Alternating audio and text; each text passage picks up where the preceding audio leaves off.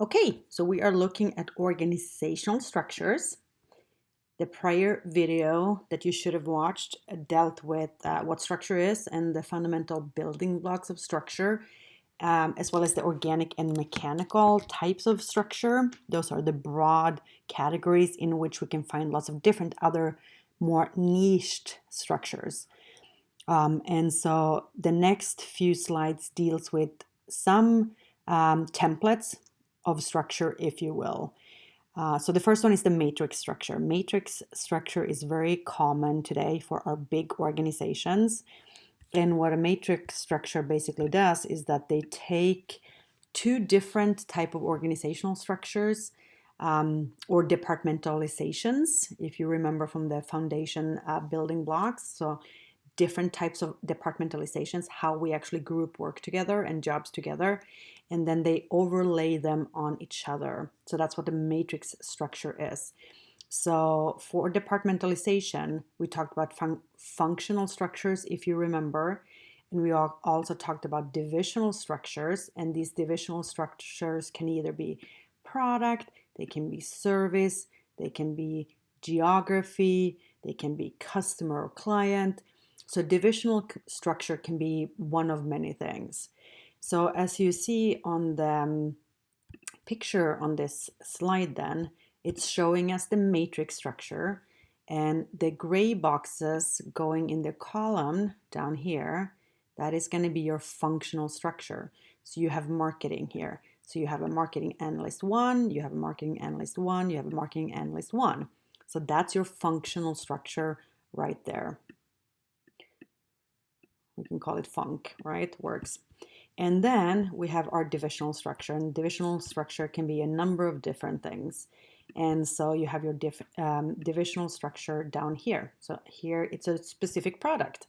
So you have a product and it's overlain with the function. So in your product team, you'll have a marketing person, you'll have a developer from R&D, you'll have an accountant.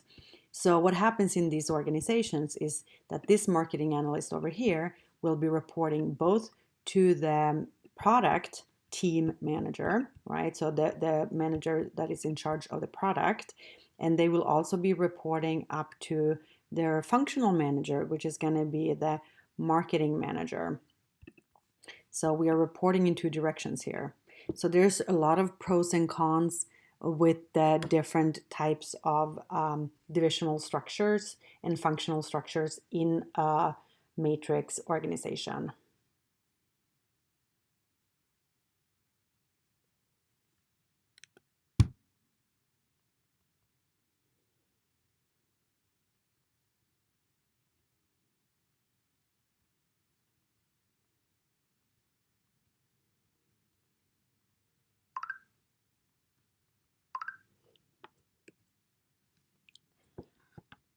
Advantages and disadvantages of matrix structures. Sorry, just had to respond to text.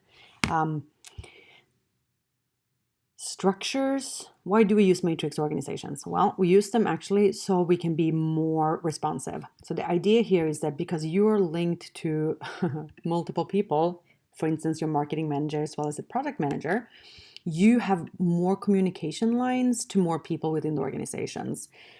So that means we are more dynamic, we are more flexible with that. So the idea is that we are increasing cooperation and we're increasing the frequency of both formal and informal communication.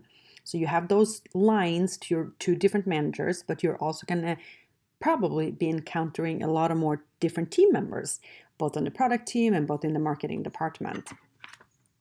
So what we're trying to do is that we're trying to coordinate across these different units to make sure that we are as responsive and fast as possible.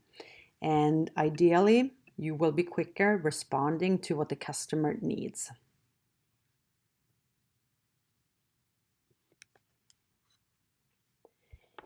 We also have some disadvantages, obviously, of the matrix organizations because you have more managers and they are not always in communication with each other and they are not always on the same page, even if they're communicating with each other. And so we might see some power struggles, right? So the product manager might want one thing for the product, and the marketing manager might want something different. And so there tend to be a little bit more interpersonal conflict. I should say uh, conflict, professional conflict. So it's between people, but it's not personality. It's about the job, the tasks, the processes to be done. So they're not personal conflicts, they're professional conflicts. And because we interact with more people, we also have more coordinations of tasks, of communication. You know that you are on teams in your undergraduate courses, you are probably working with people in your paid jobs. And so all of these things increases the coordination requirement. You cannot just by yourself decide on things, you have to talk to people.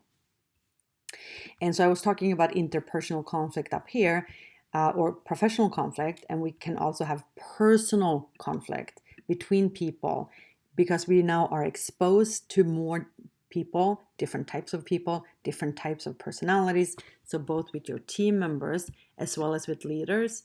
And just by sheer number of increased interactions, there is an increased potential for interpersonal conflict, disagreements, being upset, those sort of things.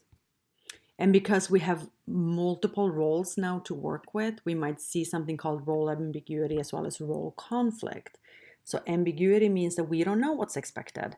So you are working with multiple managers, they are not always telling you exactly what they want, or they want different things. So all of a sudden you're not exactly sure what you're supposed to execute, right? What you're supposed to do. And this increases role ambiguity. And that's a specific term, role ambiguity. And role ambiguity can increase stress and all those other negative outcomes that come with ambiguity. And conflict similarly. So for instance, your marketing manager is asking you to do one thing, the product manager is asking for a different thing. So those things are conflicting. Your marketing role is conflicting with the product role you're also in. Okay, so in addition to the matrix structure, which is an extremely common structure for many organizations out there. So if you Google matrix structure, you'll see that many organizations use it. We also have a few other contemporary forms of organizational structure. So one is called the boundaryless organization. That one was initially thought of by Jack Welch, who was the CEO for General Electric for many years. He did a fantastic job with the organization. He grew it and made it extremely successful. And so Jack Welch is a management scholar and thinker and guru, and has been for years. So the boundaryless organization, did he just pass away? The boundaryless organization basically seeks to eliminate any type of boundaries, any type of barriers, whether that's within the organization, so internal to the organization, as well as between the organization and the external environment. And so we might have some variations of this. We might have a modular organization, we might have a strategic alliance. And the modular organization basically says we have the core competencies within this organization, and everything else we're going to outsource. So when we talk about A, B, and C jobs or A, B, and C positions, the A jobs, remember when we talked about HR, those are the key roles that you really need in the company to be super successful. And if you lose those key roles and those key people, you're pretty much not going to be able to survive and be competitive. So what we're doing with the modular organization is that we're keeping those A roles, the key competencies in-house, and everything else that is not a key competency, we outsource. So we might outsource HR if you're a tech company, right? So recruiting might be done external to the organization. And so we call that a modular organization. A strategic alliance is when two or more companies come together and form a partnership. So they still maintain their individual identities, individual organizations, and they just, come together in an agreement through their lawyers and a lot of paperwork. And they come up with a partnership, that is beneficial to both the organizations. So for instance, Starbucks sells fresh coffee in the Starbucks retail store. So you walk in there and you get your hot cup of coffee. But we can't sell hot cups of coffee in the grocery store. But look at everybody who's in a grocery store and picking up toilet paper and vegetables every day. They don't have the opportunity to buy Starbucks. But Starbucks also doesn't know how to bottle and do the supply chain for a product that is not fresh. So what they did is they partnered up with, was it Coca-Cola, right? They partnered up with Coca-Cola, and Coca-Cola knows how to get bottles onto the grocery shelves. So now we have a strategic alliance where Starbucks is able to get, shelf products in, and Coca-Cola is able to expand their repertoire on what they're putting into the grocery store. So it benefits both of those parties. Then lastly, we have the learning organizations, and we have seen this in other chapters. And then we talk about learning cultures, and it's the same idea. The same idea is that the environment outside today is so dynamic. It changes so quickly that we have to keep taking in new information and changing accordingly. And we can't just be doing things the way we did them 30 years ago. That's not going to make us successful. So learning organization is just that. We actively seek to acquire knowledge and change behaviors as a result of that newly acquired knowledge. And that's what learning really is. Learning means we take in something new and then we change something. If there's no change, there has been no learning. And we can do this by experimenting, pilot testing, trying things out, small things before we embark on large scale changes. We learn new things from people inside the organization as well as outside of the organization. And you reflect on the knowledge that you have. You think about it, you do maybe after something fails, you need to sit down and reflect on what went well and what didn't go well, and what can we do differently next time to make sure we're more successful with that. All right, so that's gonna end the matrix and contemporary forms of org structure, and I'll see you in the next one, which is gonna be org change. Take care, stay safe.